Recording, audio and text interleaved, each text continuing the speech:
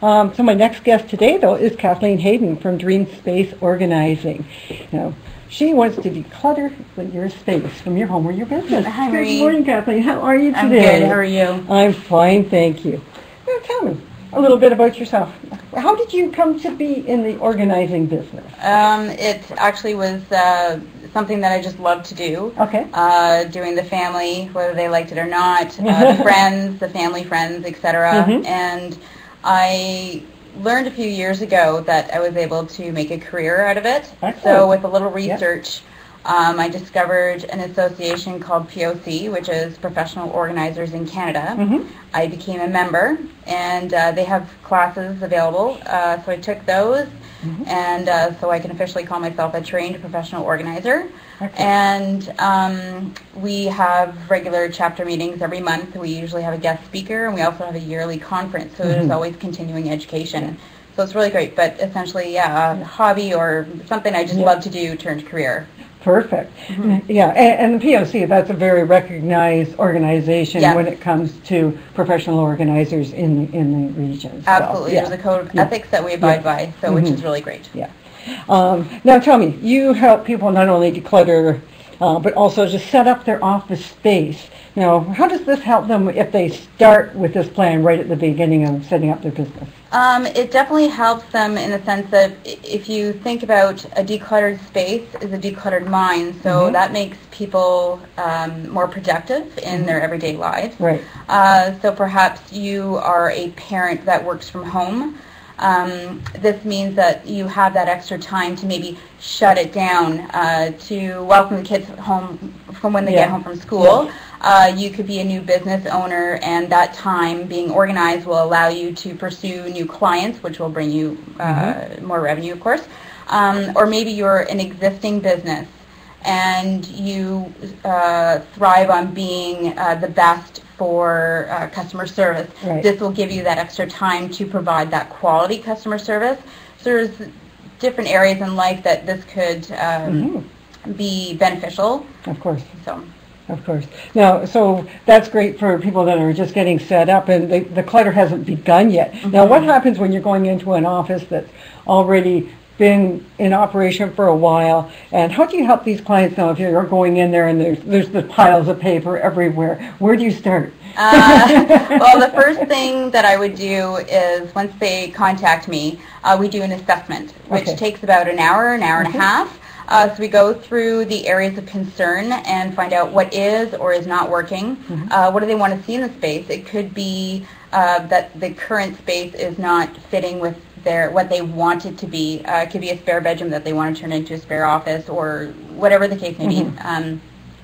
But once we're in the middle of the assessment, we figure out a plan. Are we taking furniture out? Maybe there's too much. Maybe there's too little furniture. Maybe there's a lack of storage.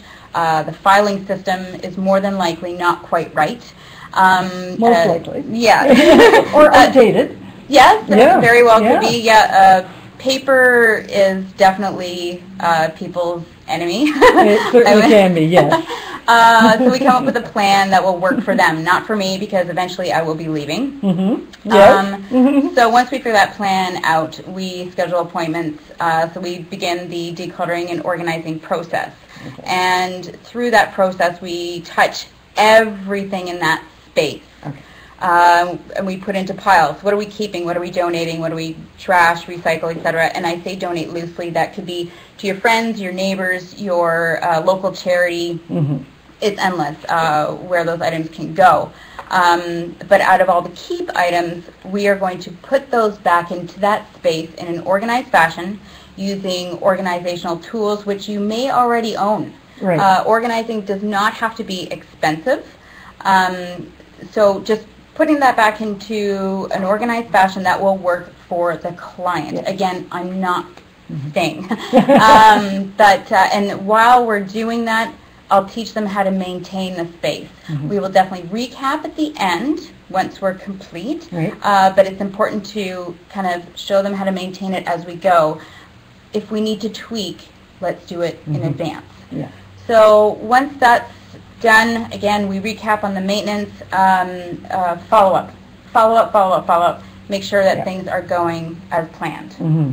Now, you're saying you're helping people to go through this process. That can be a very emotional time for someone, especially in an office setting, maybe not quite so much, but when somebody's personal setting and their personal belongings that you're going through, how do you deal with the emotional side of that?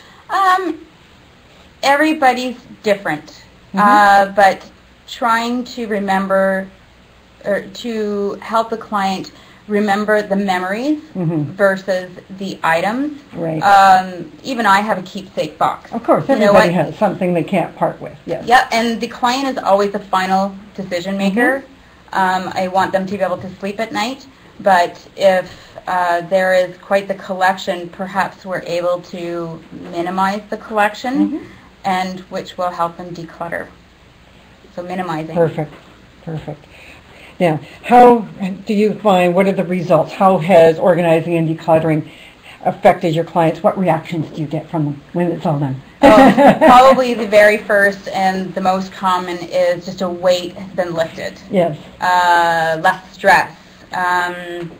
Just feeling light. Now they have this time to be able to do whatever they want.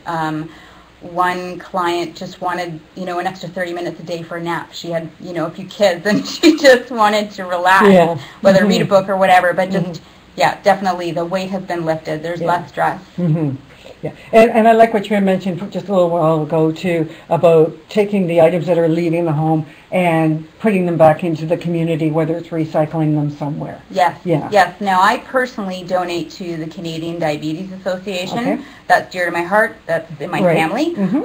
So I always advise my clients that if there are any items for donation, whatever will fit in my vehicle, I will take it, no extra cost. That is a freebie. That's not a problem at all. And the people there actually know me now. They're very gracious. So it's nice feeling to be able to give back.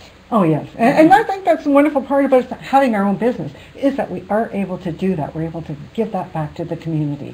And, I think that's, just so heartwarming. Now, what happens, just very quickly before we close here is if someone has a lot of things that they're getting rid of. What do you do in that case? Where it's not just donated. If it's not just donated, perhaps there's maybe large items or something of value. Perhaps there's, I am certainly in contact with auction houses. Decor and a Dime is a consignment shop. Kijiji. There's lots of options there depending on the item that they don't want in the home. Excellent. Yeah, they can make a little money back in the process. Absolutely. Perfect. You never know what treasures might be out there, buried under there. So, Kathleen, how can people contact you to learn more? Well, essentially, they can view my website. My contact information is on the website, which is www.dreamspaceorganizing.com, which is DREAM space SPACE. And my phone number is 905-923-4376, which is also on the website. Of course. And Facebook and LinkedIn, of course. Perfect. Thank you so much, Kathleen, for coming on the show today. Pleasure.